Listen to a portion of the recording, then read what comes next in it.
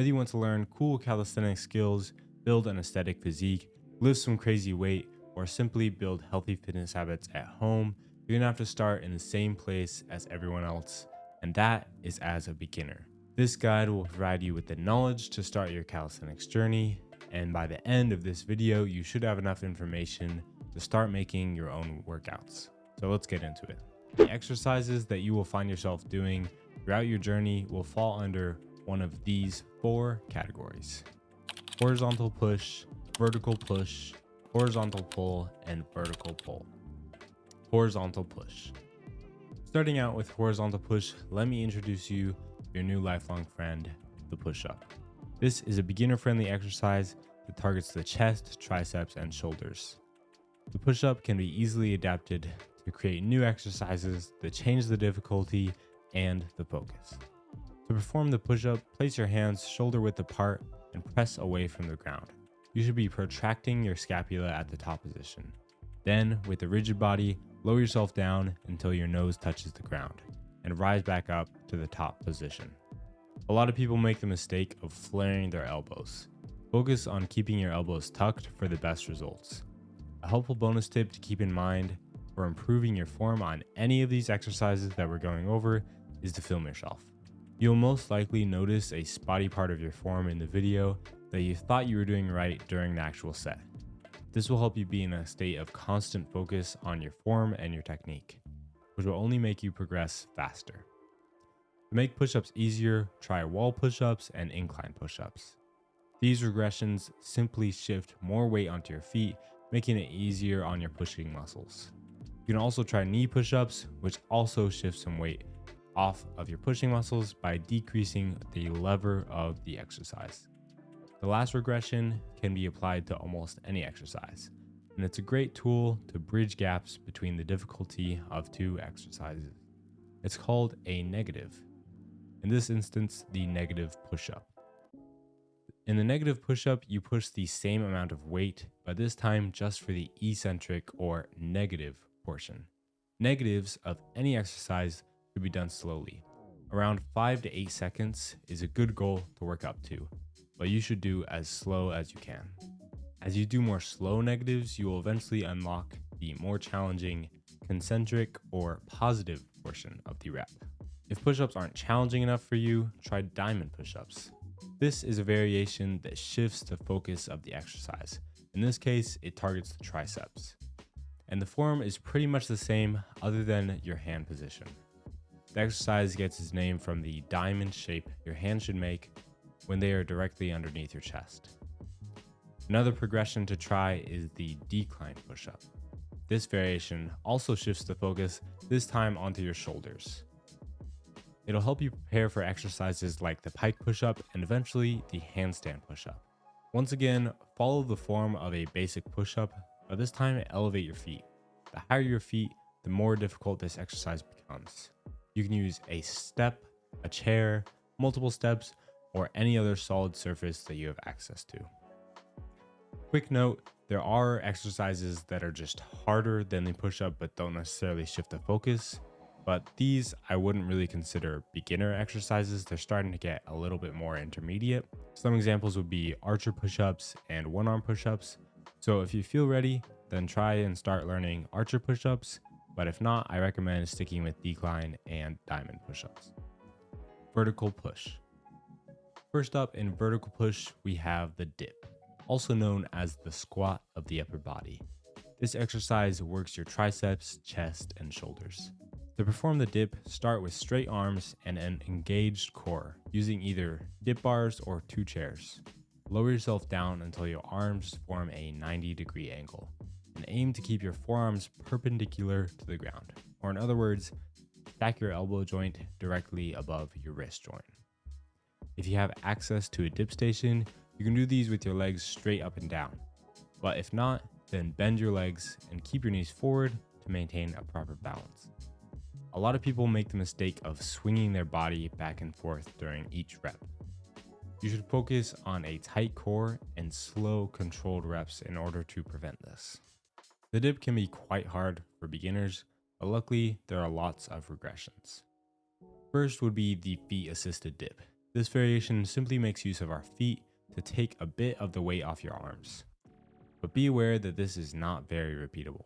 This exercise is easy to cheat because you can accidentally or purposefully apply different amounts of pressure to your feet, and in turn, some reps and sets may differ in difficulty. Next up is the band assisted dip. This is a perfect solution for the problem we had in the last regression. As long as you grip the band in the same place each time, every rep will put an equal amount of strain on the target muscle. You can use different size bands to progressively make the exercise harder as you get stronger. The smaller the band, the harder the dip becomes. Of course, if you don't have bands, you can still do the feet assisted dip to supplement for this.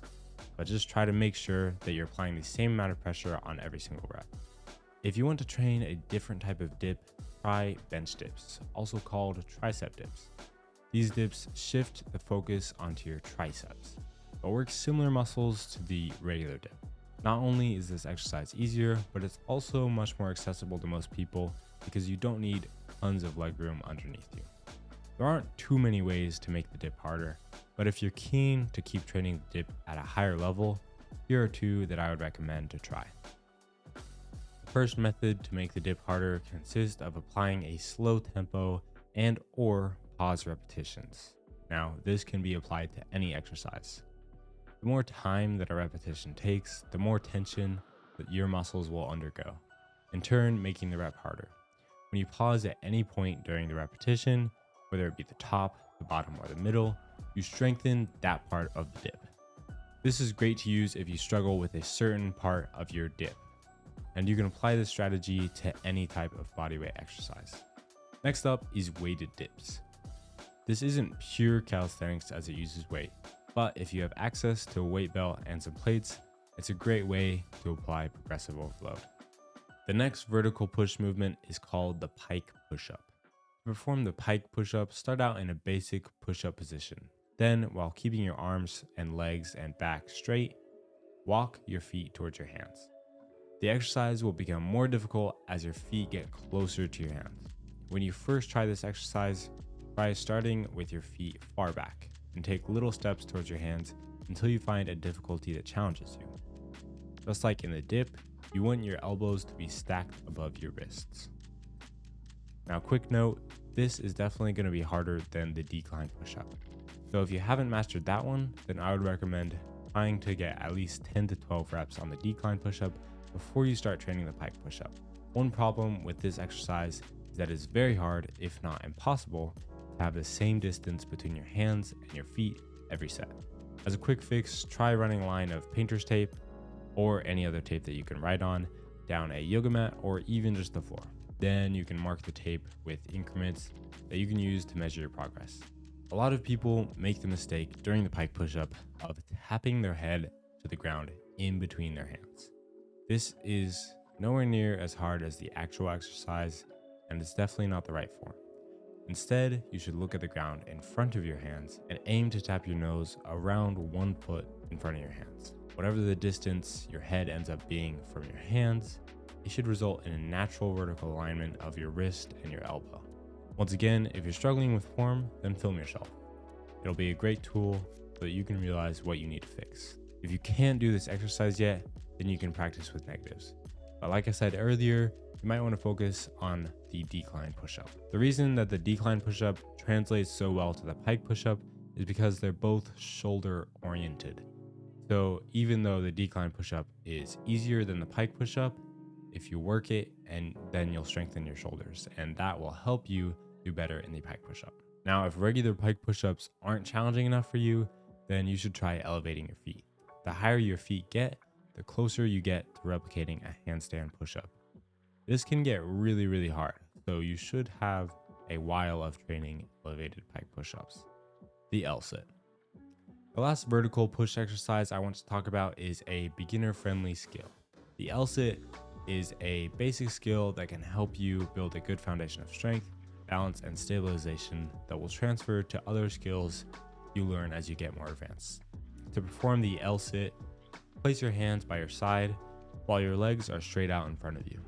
Then press up through your hands and contract your core in order to keep your legs floating above the ground. Many beginners struggle with getting their legs fully off the ground. To compensate, you can also try elevating your hands to decrease the amount your abs and legs have to work. You can definitely achieve this skill without directly training for it and focusing more on your basic movements. But if you really want to learn this skill, you can try using some of these exercises. The isometric dip hold to improve your straight arm strength and stability in the L-sit position. If you're really struggling with keeping your arms straight and stable, then you should use this one. Hanging leg raises to strengthen your abs and legs while exposing them to a similar position that you have in the L-sit. The seated pike leg lifts to strengthen your core and legs in a contracted position. Now, if you're struggling with cramps, this will definitely give you some, but at the same time, I think it'll help you kind of overcome that little barrier. And lastly, elevated L-sits to practice the L-sit position, but just with a less steep angle of your legs. Now, I do want to mention real quickly that you can also do the L-sit hanging from a bar, but I think that the variation pushing off the ground is a little bit harder. So if you really want to build more impressive strength, then that's probably the one that you should focus on. That was just a quick overview of L-sit training. Make sure to comment below if you want me to make a more in-depth video about beginner skill training. Horizontal pull. The most basic horizontal pull movement is the bodyweight row. This exercise targets certain muscles in your back as well as your biceps. To perform the row, grab a low bar and straighten out your body. Pull your chest to the bar while retracting your scapula. If you don't have access to a low pull-up bar, you can always do these on a table or some rings. People often make the mistake of pulling with a bad body line, which will shift the focus to different muscles. To fix this, make sure you retract and depress your scapulas while keeping your core and legs engaged. To make this exercise easier, try creating a steeper angle with your body. This will shift more weight onto your feet. If regular rows aren't challenging enough for you, try elevating your feet or even adding weight. Vertical pull. The king of vertical pull exercises is the pull-up. This exercise works your lats, traps, and biceps, as well as a few other smaller muscles in your back and your arms. To perform the pull-up, get a firm grip on the bar and bring your chest to the bar from your back, retracting your scapula. There should be a natural curve in your back at the top of the rep and a relaxed posture at the bottom. A lot of people make the mistake of doing half reps rather than the whole motion. And this makes sense because the top of the pull-up is definitely harder than the bottom. This might be a sign that either the exercise is too hard or you're compromising your form for more reps. First, try decreasing the amount of reps that you're doing and instead focus on form and controlling the reps that you're doing. If your form is still bad when you're trying to decrease the reps, then you should probably switch to an easier progression. Don't worry, this will only be for your benefit in the long run, so be honest with yourself. Another common and painful mistake people make is over gripping the bar. This can lead to pinched skin, blood blisters, and even ripped calluses. To grip the bar, act like you're giving it a high five. Your first knuckles should be in line with the bar. Then wrap your fingers around the top and your thumb around the bottom. This might be harder to grip at first, but it will save your hands and make your pull-up training much more enjoyable. If this makes your grip strength the limiting factor of your pull-ups, so basically if your forearms get tired before your biceps and your back does, then you should add dead hangs to the end of your workout with this grip as a supplementary exercise. We'll talk about supplementary exercises later in the video. Now, there are plenty of ways to make the pull-up easier. Just like with dips, you can use your feet to make this exercise easier. Make use of a chair or another stable object that you have and try to apply an even amount of pressure throughout the movement. Now, we did talk about this earlier, and it's not always very repeatable to use your feet as assistants. So you can also use bands. These will help you take off a certain percentage of your weight, and as you get stronger, you can use lighter and lighter bands. Just like with the other exercises, we can also apply negatives. Focus on controlling the negative. Start with the slowest you can possibly make the rep, and over time, try working up to a 5 to 8 second negative for each rep. Once you can do that, you should be ready for the real thing. If the pull-up isn't challenging enough, try typewriters. This variation increases the time under tension of your muscles. It will also help you feel more comfortable at the top of the pull-up because that's where you're spending the most time. To perform, do a regular pull-up and then shift your body to each hand and then back to the middle before lowering yourself down again. You can also add weight to pull-ups with a weight belt or try variations like archer or explosive pull-ups. Doing explosive pull-ups, pull as hard as you can and aim to try to get your body as high as possible. You should stop your set before you get too tired so that all of your reps are almost equal in explosiveness. So in general, explosive sets should not be very close to failure. You should be pretty explosive on all the reps. During archer pull-ups, you should start with a wide grip and pull your body to one hand. The other arm should be straight and not supporting much of your weight. Legs. You may have heard that calisthenics is not notorious for its leg exercises. It's very hard, especially as you advance to an intermediate and advanced level, to give your legs a true challenge. But if you're just starting out, here are some of the best leg exercises to try. Of course, there's classics like the bodyweight squat, lunges, and calf raises. If those are too easy, try pistol squats. These are extra challenging, not only because you are pushing 2 times the weight with one leg, but also because it adds an extra dimension of balance. If this is too challenging, try limiting your range of motion by squatting over a chair.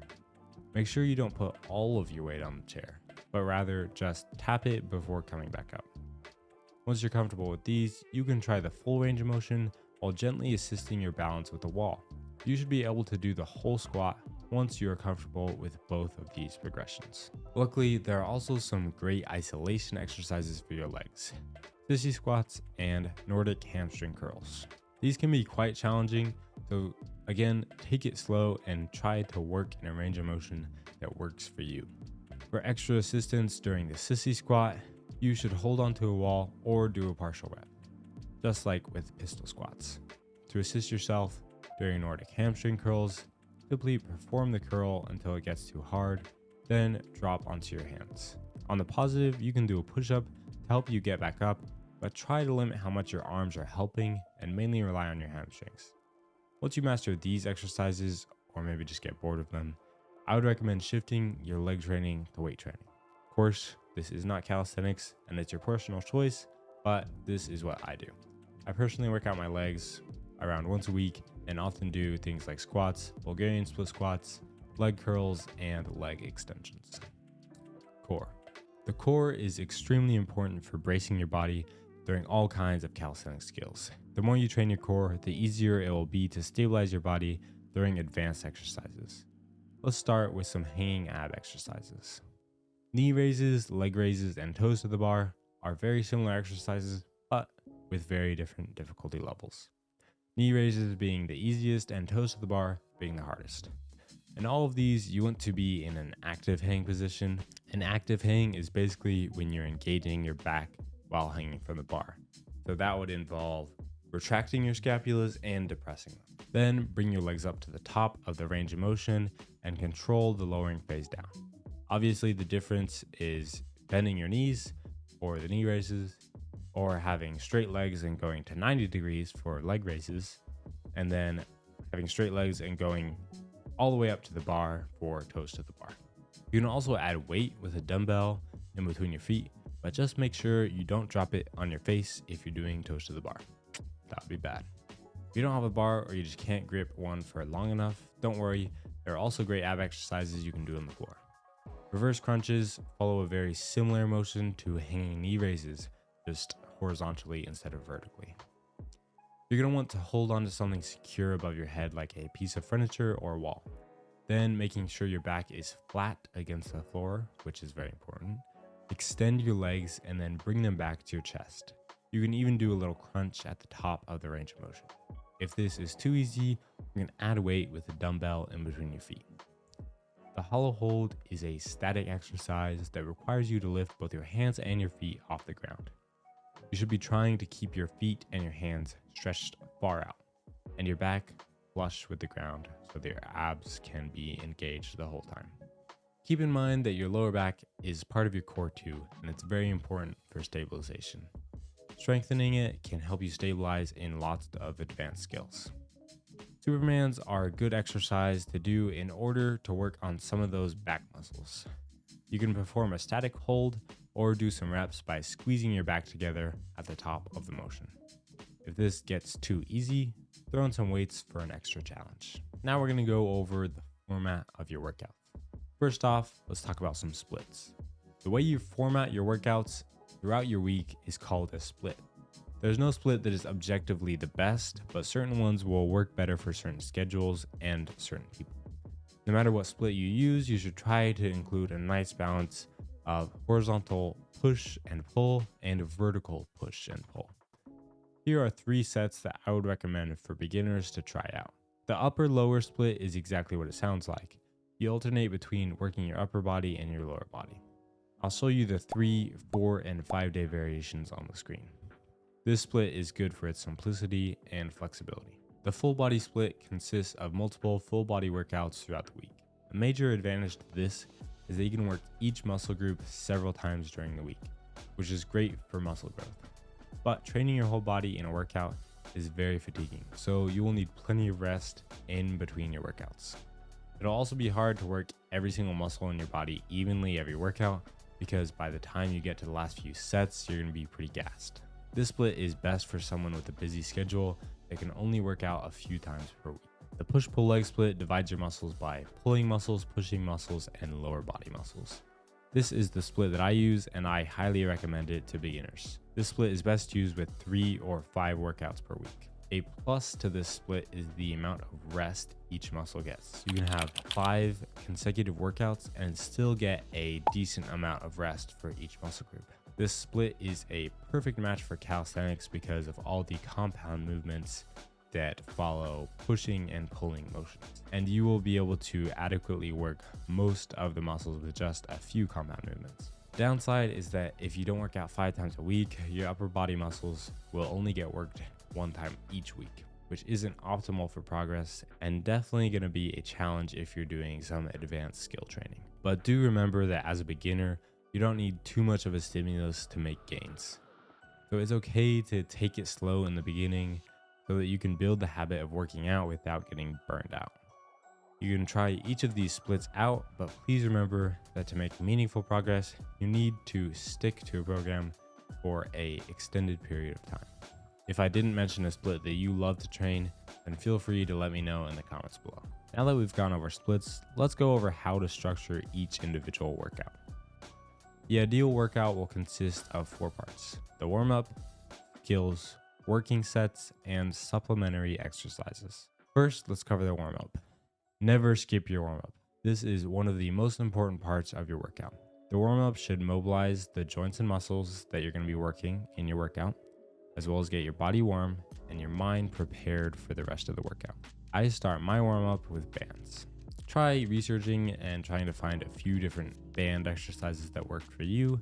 Personally, I do things like shoulder dislocates, as well as just moving around my arms by doing banded versions of certain exercises that I'll be doing in the workout. So I might do some banded rows or some overhead presses or some shoulder flies.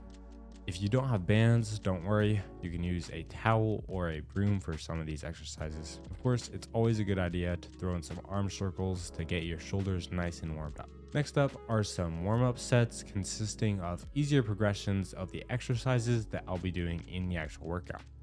For example, if I'm going to be doing handstand push-ups as my main set during the workout, and then pike push-ups as well, I'll start my warm-up sets with incline push-ups and then move to regular push-ups, and then finally finish my warm-up with decline push-ups. I normally do around 10 reps each, but the most important thing to remember is that you shouldn't be very tired from these sets. It's also important to warm up your legs. Warm up your legs by doing some easy squats, as well as extending the range of motion by stretching each muscle. I finish my warm-up by warming up my wrists. The wrists are very important because they often go lots of strain from unnatural positions during calisthenics exercises and skills. First, try loosening up your wrists by doing some wrist rotations. Then follow with some gentle wrist circles and expand your range of motion as you get more warm. You can also do wrist push-ups or first knuckle push-ups. During your workout, make note of any joints or muscles bothering you. And then during your next warm-up with those muscle groups, try to implement that area a little bit more into the warm-up. As you become more and more advanced, the warm-up will become more and more important, so make sure to build that habit right now. Right after you finish your warm-up, you're going to want to start your skill training. This is because you're warmed up, but you're not very tired from all of the sets that you're going to do throughout your workout.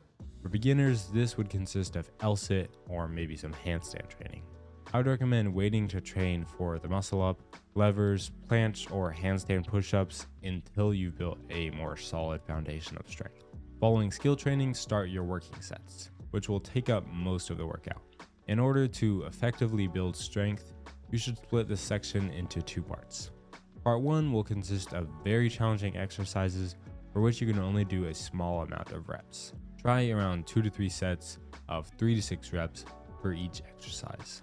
Part 2 consists of similar movements to the ones in Part 1, but these should be easier versions. Around 2 to 3 sets of 6 to 12 reps each progression. Remember that although these are easier progressions, that does not mean that the sets themselves are easier. The last rep should be a struggle to finish with good form.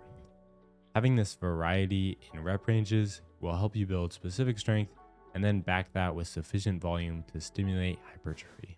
In order to make this a perfect workout, we need to finish off with some supplementary exercises. Most of these exercises will be isolating or heavily targeting a specific muscle that needs some extra work. This is the spot in the workout where you can throw in some core exercises. Two good supplementary exercises for your arms are bodyweight bicep curls and tricep extensions. These isolation exercises are great for building up strength in triceps and biceps in order to keep them from becoming a limiting factor in your compound movements. Pick an amount of reps that challenges you and do 1 to 2 sets per exercise. Another great one for beginners that struggle with grip strength is the dead hang. Simply adding 1 or 2 maximum dead hangs at the end of your workout can really work your forearms. Of course, you can also always try other forearm work with things like fingerboards, grip machines, and different types of forearm curls. And with that, congratulations, you have finished your workout. Here are some basic beginner workouts based on a push-pull leg split. But keep in mind that this won't work for everyone, so adjust according to your needs. You should also experiment with making your own workouts based on the format in this video. It can be really rewarding and you're going to be able to target your own needs a lot better than I can. Let me share some helpful tips that will improve your ability to recover and keep your calisthenics journey filled with progress. Number 1, sleep. Getting an adequate amount of sleep is crucial to seeing results. Aim for 8 hours or above. Another important factor of sleep is having a consistent sleep schedule. So try to go to bed and wake up around the same time every day. Obviously, if you can't meet those baselines, don't worry too much, but try to make sleep a growing priority in your life. If you create good sleep habits and get enough rest in between your workouts, then you'll be able to push yourself much harder during your actual workouts. Protein. Focusing on adequate protein intake will ensure that your muscles have the necessary nutrients to recover. As a general rule, try to get at least 0.7 grams of protein per pound of body weight, or around 1.5 grams per kilogram of body weight. You should also make sure that this protein comes from quality sources, of course. Sources like lean meats, eggs, nuts, cottage cheese, Greek yogurt, and whey isolate if you need some extra. Progressive overload.